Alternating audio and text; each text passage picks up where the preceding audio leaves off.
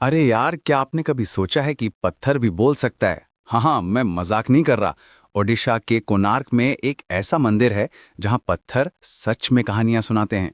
रविंद्रनाथ टैगोर ने कहा था कि यहाँ पत्थर की भाषा इंसान की भाषा से भी ज्यादा बेहतर है। आज हम बात करने वाले हैं कोणार्क सूर्य मंदिर की, जो सिर्फ एक मंदिर नहीं बल्कि एक जादुई रथ है जो सूर्य देव के लिए बनाया गया था। और दोस्तों, ये कोई एग्जैजरेशन नहीं है।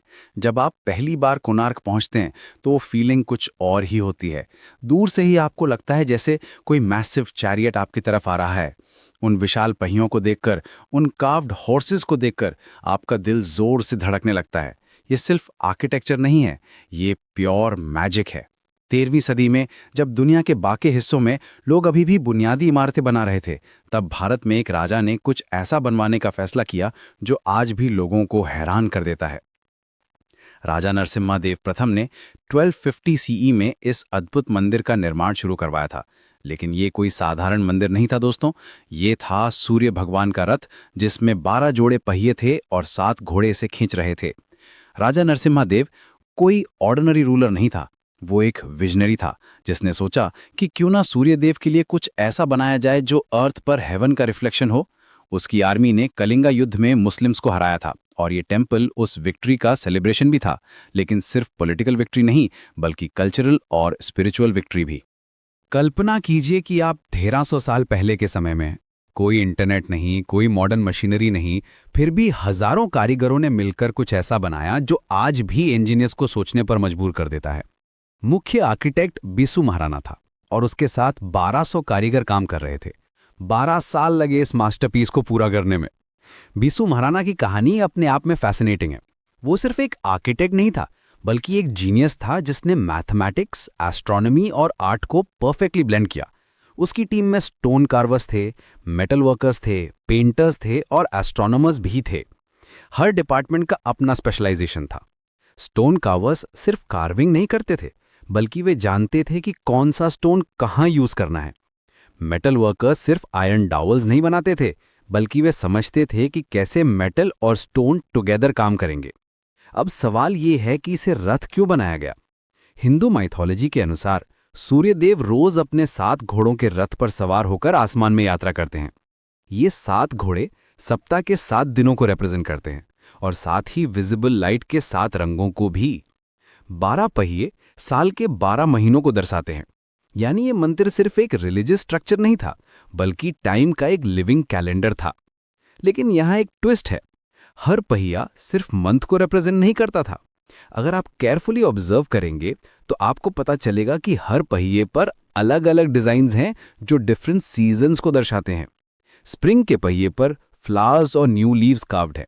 समर के पहिए पर इंटेंस सनरेज और हीट का डिपिक्शन है। मॉनसून के पहिए पर क्लाउड्स, रेन और डांसिंग पीकॉक्स का आर्टिस्टिक रिप्रेजेंटेशन है। विंटर के पहिए पर बेयर ट्रीज और फॉग का आर्टिस्टिक रिप्रेजेंटेशन है। ये कितना डिटेल्ड प्लानिंग है, सोचिए। लेकिन रुकिए, कहानी यहीं खत्म नहीं होती। ये मंदिर एक परफेक्ट सनडायल भी था। हाँ, आप सही सुन रहे हैं। इसके पहियों पर बनी कार्विंग से आप एग्जैक्ट टाइम पता कर सकते थे, मिनट तक एक्यूरेट। ये कितनी इनक्रेडिबल इंजीनियरिंग है, सोचिए। आज के डिजिटल युग में भी हम इतनी प्रिसिजन अचीव करने के लिए एडवांस टेक्नोलॉजी का इस्तेमाल करते हैं। सनडायल की मैकेनिज्म कुछ इस तरह काम करती थी। हर पहिए को 8 स्पोक्स में डिवाइड किया गया था, जो डे को 8 पार्ट्स में बांटते थे। हर स्पोक पर छोटी छोटी कार्विंग्स थीं जो मिनट्स को इंडिकेट करती थीं। सन की पोजीशन के हिसाब से शैडो डिफरेंट स्पोक्स पर पड़ती थी और इससे एग्जैक्ट टाइम पता चल जाता था। ये सिर्फ डे टाइम के लिए नहीं था, नाइट टाइम के लिए भी अरेंजमेंट्स थे। मून और स्टार्स के पोजीशन से भी टाइम कैलकुलेट की जा सकती थी। अब आते हैं इसकी मिस्टीरियस कहानियों पर। सबसे फेमस लेजेंड है मैग्नेटिक लोडस्टोन की। कहा जाता है कि मंदिर के शिखर पर एक विशाल चुंबकीय पत्थर लगा था जो पूरी स्ट्रक्चर को मैग्नेटिक लेविटेशन से होल्ड करके रखता था। ये इतना पावरफुल था कि बे ऑफ बंगाल से गुजरने वाले जहाज़ों के कंपास डिस्टर्ब हो जाते थे। पोर्चुगीज सेलर्स को इससे इतनी परेशानी हुई कि उन्होंने 16वीं सेंचुरी में इस लोडस्टोन को हटवा दिया, जिसकी वजह से मेन स्ट्रक्चर कोलैप्स हो गया। अब ये लोडस्टोन थ्योरी कितनी साइंटिफिक है? मॉडर्न फिजिसिस्ट्स कहते हैं कि ये थ्योरेटिकली पॉसिबल है, लेकिन प्रैक्टिकली बहुत डिफिकल्ट। इतना पावरफुल मैग्नेट बनाना उस टाइम में ऑलमोस्ट इम्पॉसिबल था। लेकिन फिर भी कुछ एविडेंस मिलते हैं। आर्कियोलॉजिकल एक्सकवेशंस में कुछ मेटल पीसेस मिले हैं जिनमें अनयूजुअल मैग्नेटिक प्रॉपर्टीज हैं। हो सकता है कि पूरी स्ट्रक्चर मैग्नेटिक ना हो, लेकिन कुछ पार्ट्स में जरूर मैग्नेटिक एलिमेंट्स यूज हुए हों। अब ये कितना ट्रू है ये तो कोई नहीं जानता, लेकिन ये बात जरूर है कि सेलर्स इस मंदिर को ब्लैक पगोडा कहकर नेविगेशन के लिए लैंडमार्क की तरह इस्तेमाल करते थे। मंदिर इतना ऊंचा था कि समुद्र से माइल्स दूर से भी दिखाई देता था। ओरिजिनल स्ट्रक्चर 229 फीट ऊंचा था, यानी आज के मॉडर्न बिल्डिंग्स के बराबर। ब्लैक पगोडा नाम क्यों पड़ा, इसकी भी इंटरेस्टिंग स्टोरी है। दरअसल मंदिर के स्टोन्स का कलर डार्क था और जब सनलाइट इन पर पड़ती थी तो ये ऑलमोस्ट ब्लैक दिखते थे। दूसरी थ्योरी ये है कि समुद्र से आने वाली सॉल्ट लेडन विंड्स की वजह से स्टोन्स पर एक डार्क पैटर्न बन गया था। तीसरी थियरी ये है कि ओरिजिनल स्ट्रक्चर में कुछ ब्लैक स्टोन्स भी यूज हुए थे जो स्पेशल इफेक्ट्स के लिए स्ट्रेटेजिकली प्लेस थे। धर्मपात की कहानी भी बहुत दिलचस्प है। लेजेंड के अनुसार जब मंदिर का कंस्ट्रक्शन ऑलमोस्ट कंप्लीट था तब एक टेक्निकल प्रॉब्लम आई जिसे कोई सॉल्व नहीं कर पा रहा था। तब चीफ आर्किटेक्ट बिस्सू महाराणा के 12 साल के बेटे धर्मपाद ने सोल्यूशन दिया, लेकिन उसे डर था कि लोग कहेंगे कि इतने सारे एक्सपीरियंस्ड क्राफ्ट्समैन की बजाय एक बच्चे ने प्रॉब्लम सॉल्व की, इसलिए उसने अपनी जान दे दी। ये स्टोरी हिस्टोरिकली प्रूवन नहीं है, लेकिन ओडिशा की कल्चरल मेमोरी में डीपली एम्बेडेड है। धर्मपाद की स्टोरी में एक टेक्निकल डिटेल भी है। कहा जाता है कि प्रॉब्लम ये थी कि मेन डोम को कैसे प्लेस करना है। उस टाइम में क्रेन्स नहीं थे और डोम का वेट बहुत ज्यादा था। धर्मपाद ने सजेस्ट किया कि रैम्प्स बनाकर और पुलिस का सिस्टम यूज करके डोम को स्लोली ऊपर ले जाया जा सकता है। ये टेक्निक उस टाइम के लिए रेवोल्यूशनरी थी। आज भी हैवी कंस्ट्रक्शन में सिमिलर मेथड्स यूज होते हैं। कंस्ट्रक्शन की बात करें तो ये भी कम फैसिनेटिंग नहीं है। 3 तरह के स्टोन्स का इस्तेमाल हुआ था, क्लोराइट, लैटेराइट और खोंडालाइट। ये सभी स्टोन्स दूसरे कंट्री से बे ऑफ बंगाल के रास्ते इंपोर्ट किए गए थे। ड्राई मेसनरी टेक्निक का इस्तेमाल करके, यानी बिना किसी मोटा के, प्रिसाइजली कट स्टोन्स को इंटरलॉक किया गया था। आयरन डावल्स और क्लैम्प से क्रिटिकल लोड बेरिंग एरियाज को सिक्योर किया गया था। Chloride stones mainly decorative work के लिए यूज हुए थे। ये सॉफ्ट स्टोन है जिसपे इंट्रिकेट कार्विंग आसानी से की जा सकती है। लैटेराइट स्टोन्स स्ट्रक्चरल वर्क के लिए यूज हुए थे क्योंकि ये हार्ड और ड्यूरेबल है। खोंडालाइट स्टोन्स फाउंडेशन और हेवी लोड बेरिंग एरियाज के लिए यूज हुए थे। स्टोन कटिंग की टेक्निक भी अमेजिंग थी। उस टाइम में डायमंड टिप टूल्स नहीं थे, फिर भी स्टोन्स को इतनी प्रिसिजन से कट किया गया था कि आज भी इंजीनियर्स इंप्रेस हो जाते हैं। आयरन टूल्स और अब्रेसिव पाउडर्स का यूज करके स्टोन्स को शेप दिया जाता था। हर स्टोन को इंडिविजुअली मेजर करके कट किया जाता था ताकि वो परफेक्टली फिट हो सके। सबसे अमेजिंग बात यह है कि ये सिर्फ आर्किटेक्चरल मार्वल नहीं था, बल्कि स्कल्पचर का भी इनक्रेडिबल एग्जाम्पल था। हर कार्विंग का अपना मीनिंग था। एरोटिक स्कल्पचर से लेकर डेली लाइफ के सीन्स तक, रॉयल हंट से लेकर मिलिट्री विक्ट्रीज तक, सब कुछ स्टोन पर काफ्ट था। ये सिर्फ डेकोरेशन नहीं था, बल्कि उस टाइम के सोशल लाइफ का कंप्लीट डॉक्यूमेंटेशन था। एरोटिक स्कल्पचर्स के बारे में बहुत कंट्रोवर्सी है। कुछ लोग कहते हैं कि ये इनअप्रोप्रिएट है, लेकिन एक्सपर्ट्स एक्सप्लेन करते हैं कि ये तांत्रिक फिलॉसफी का पार्ट है। हिंदू फिलॉसफी में सेक्सुअलिटी को डिवाइन एनर्जी का एक्सप्रेशन माना जाता है। ये स्कल्पचर्स फर्टिलिटी, क्रिएशन और लाइफ फोर्स को रिप्रेजेंट करती हैं। मोरओवर, टेम्पल आर्किटेक्चर में ये बिलीव था कि लाइटनिंग स्ट्राइक्स से प्रोटेक्शन के लिए एरोटिक स्कल्पचर्स हेल्पफुल होती हैं। डेली लाइफ के सीन्स में आपको farmers, merchants, musicians, dancers, soldiers सब कुछ मिल जाएंगे। ये 13th सेंचुरी के इंडिया की कंप्लीट सोशल पिक्चर है। विमेन की डिफरेंट रोल्स, चिल्ड्रन के गेम्स, एनिमल्स की वैरायटी, फेस्टिवल्स के सेलिब्रेशन, सब कुछ स्टोन पर कैप्चर किया गया है। ये लिविंग हिस्ट्री है। रॉयल हंट के सीन्स पर्टिकुलरली इंप्रेसिव हैं। राजा को एलिफेंट पर बैठे हुए टाइगर का शिकार करते हुए दिखाया गया है। वॉरियर्स को हॉर्सेस पर सवार होकर बैटल्स में पार्टिसिपेट करते हुए दिखाया गया है। ये सीन्स सिर्फ आर्टिस्टिक नहीं हैं, बल्कि हिस्टोरिकल रिकॉर्ड्स भी हैं जो उस टाइम की मिलिट्री टेक्निक्स और रॉयल लाइफस्टाइल को डॉक्यूमेंट करते हैं। डांस हॉल या नाटा मंदिर की बात ही अलग है। यहाँ के पिलर्स पर कार्व डांसर्स आज भी ओडिसी डांस फॉर्म को इंस्पायर करते हैं। हर पिलर पर मेल और फीमेल डांसर्स डिफरेंट पोजेस में कार्व्ड हैं, वेरियस म्यूजिकल इंस्ट्रूमेंट्स के साथ। ये दिखाता है कि टेम्पल वर्शिप में म्यूजिक और डांस कितना इंपॉर्टेंट रोल प्ले करते थे। नट्टा मंदिर के हर पिलर पर डिफरेंट म्यूजिकल इंस्ट्रूमेंट्स कार्व्ड हैं, वीणा, मृदंगा, फ्लूट, सिंबल्स, ड्रम्स, सब कुछ। ये शो करता है कि उस टाइम में म्यूजिक कितना सोफिस्टिकेटेड था। डांसर्स के पोजेस को केयरफुली स्टडी करने पर पता चलता है कि ये ओडिसी डांस के क्लासिकल पोस्टर्स हैं जो आज भी यूज होते हैं। ये प्रूव करता है कि इंडियन क्लासिकल आर्ट्स की ट्रेडिशन कितनी एंशिएंट और कंटिन्यूअस है। रहे टूरिज्म की बात करें तो हर साल 20 लाख से ज्यादा विजिटर्स आते हैं यहाँ। हालांकि रीसेंट ईयर्स में कुछ डिक्लाइन देखा गया है। 2017-18 में 28,46,000 डोमेस्टिक टूरिस्ट्स आए थे, लेकिन 2018-19 में ये नंबर 24,61,000 हो गया। फॉरेन टूरिस्ट भी 6,443 से 5,477 हो गए। ये डिक्लाइन की मेन रीजंस हैं अकोमोडेशन की कमी और इंफ्रास्ट्रक्चर की प्रॉब्लम्स।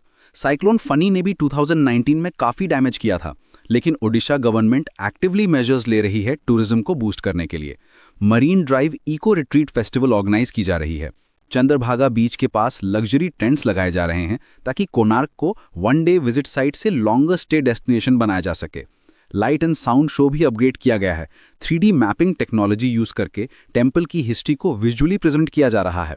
एडवेंचर स्पोर्ट्स और वाटर स्पोर्ट्स की फैसिलिटीज भी ऐड की जा रही हैं। कल्चरल प्रोग्राम्स और फूड फेस्टिवल्स रेगुलरली ऑर्गेनाइज होते हैं। रेस्टोरेशन के बाद 15% और इंक्रीज होने की एक्सपेक्टेशन है टूरिज्म में। ये सिर्फ ओडिशा की इकोनॉमी के लिए ही नहीं, बल्कि पूरे इंडिया की कल्चरल हेरिटेज के लिए बहुत इंपॉर्टेंट है। टेम्पल कॉम्प्लेक्स में सिर्फ मेन टेम्पल नहीं है, माया देवी टेम्पल भी है जो लेट 11वीं सेंचुरी की है, मेन टेम्पल से भी पुरानी। ये सूर्य को डेडिकेटेड है। वैष्णव टेम्पल भी है जो 1956 में डिस्कवर हुआ था।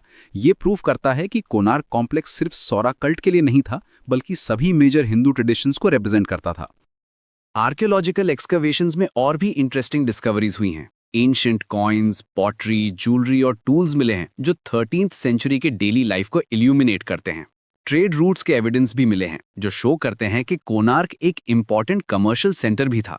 आज भी जब आप कोणार्क जाते हैं तो वो फीलिंग अलग ही होती है। भले ही ओरिजिनल स्ट्रक्चर का बड़ा हिस्सा नहीं बचा है, लेकिन जो बचा है वो आपको टाइम ट्रैवल करा देता है। उन कार्व्ड व्हील्स को देखकर लगता है जैसे सूर्यदेव का रथ अभी भी वहां खड़ा है, ready to take off. Morning में सनराइज का टाइम यहाँ आना एक स्पिरिचुअल एक्सपीरियंस है। जब सनरेज उन कार्व्ड स्टोन्स पर पड़ती हैं तो लगता है जैसे पूरा टेम्पल जिंदा उठा है। शैडोज डिफरेंट एंगल्स बनाती हैं और कार्विंग्स अलग अलग स्टोरीज टेल करने लगती हैं। इवनिंग में सनसेट के टाइम भी इक्वली ब्यूटीफुल है। लोकल लेजेंड्स भी बहुत फैसिनेटिंग हैं। कहा जाता है कि फुल मून की रातों में टेम्पल के आसपास स्ट्रेंज लाइट्स दिखती हैं। कुछ लोग क्लेम करते हैं कि उन्होंने घोस्टली फिगर्स देखे हैं जो टेम्पल के अराउंड डांस कर रहे थे। साइंटिस्ट्स इसे ऑप्टिकल इल्यूजन्स बताते हैं, लेकिन लोकल्स फर्मली बिलीव करते हैं कि ये एंशिएंट स्पिरिट्स हैं जो अभी भी टेम्पल को गार्ड कर रहे हैं। ये मंदिर सिर्फ रिलीजियस सिग्निफिकेंस नहीं रखता, बल्कि ये प्रूफ है कि हमारे एंसेस्टर्स कितने एडवांस थे। साइंस, आर्ट, आर्किटेक्चर, एस्ट्रोनॉमी, सब कुछ का परफेक्ट ब्लेंड है यहाँ। आज के मॉडर्न वर्ल्ड में भी हम इससे बहुत कुछ सीख सकते हैं। सस्टेनेबल आर्किटेक्चर के कॉन्सेप्ट्स जो आज ट्रेंडिंग हैं, वो सब कोणार्क में ऑलरेडी इंप्लीमेंटेड थे। Natural ventilation, optimal use of sunlight, rain water harvesting, सब कुछ। टेम्पल की डिजाइन ऐसी है कि अंदर का टेम्परेचर नेचुरली कंट्रोल रहता है। क्रॉस वेंटिलेशन की परफेक्ट अरेंजमेंट है। अकाउस्टिक इंजीनियरिंग भी रिमार्केबल है। नता मंदिर में कहीं भी खड़े होकर बोले तो आवाज क्लियरली सुनाई देती है। ये नेचुरल एम्प्लीफिकेशन है जो आर्किटेक्चरल डिजाइन से अचीव किया गया है। मॉडर्न कॉन्सर्ट हॉल्स में भी सिमिलर प्रिंसिपल्स यूज होते हैं। कोणार्क सूर्य मंदिर की कहानी ये बताती है कि क्रिएटिविटी और डेडिकेशन से कुछ भी पॉसिबल है। 1300 साल बाद भी ये हमें इंस्पायर करता है। हमें सिखाता है कि आर्ट और साइंस का कॉम्बिनेशन कितना पावरफुल हो सकता है। ये सिर्फ ओडिशा का ट्रेजर नहीं है, बल्कि पूरी ह्यूमैनिटी की हेरिटेज है। फ्यूचर प्लान्स में वर्चुअल रियलिटी टूर्स भी शामिल हैं। विजिटर्स को ओरिजिनल टेम्पल का कंप्लीट एक्सपीरियंस दिया जाएगा, जैसा कि ये 13th सेंचुरी में था। ऑगमेंटेड रियलिटी एप्स भी डेवलप किए जा रहे हैं जो कार्विंग्स की डिटेल्ड एक्सप्लेनेशंस प्रोवाइड करेंगे। एजुकेशनल प्रोग्राम्स भी एक्सपैंड किए जा रहे हैं। स्कूल्स और कॉलेजेस के लिए स्पेशल हेरिटेज वॉक्स ऑर्गेनाइज होते हैं। इंटरनेशनल स्टूडेंट्स के लिए रिसर्च फेलोशिप्स भी अवेलेबल हैं। ये इंश्योर करता है कि आने वाली जनरेशंस भी इस हेरिटेज को अप्रिशिएट और प्रिजर्व करें। तो अगली बार जब आप ओडिशा जाएं तो कोणार्क जरूर विजिट कीजिए। उन पत्थरों की कहानी सुनिए, उस टाइम के क्राफ्ट्समैन की डेडिकेशन को फील कीजिए और समझिए कि हमारा पास्ट कितना ग्लोरियस था। क्योंकि जैसा कि टैगोर जी ने कहा था, यहाँ पत्थर की भाषा इंसान की भाषा से भी बेहतर है। और हाँ, जब आप वहाँ जाएं तो थोड़ा टाइम स्पेंड कीजिए। रश में मत जाइए, बैठिए, ऑब्जर्व कीजिए, फील कीजिए, क्योंकि कोणार्क सिर्फ देखने की चीज नहीं है, ये एक्सपीरियंस करने की चीज़ है। ये आपको बताएगा कि ह्यूमन इमेजिनेशन और स्किल की कोई लिमिट्स नहीं होती, अगर डेडिकेशन और विजन हो तो।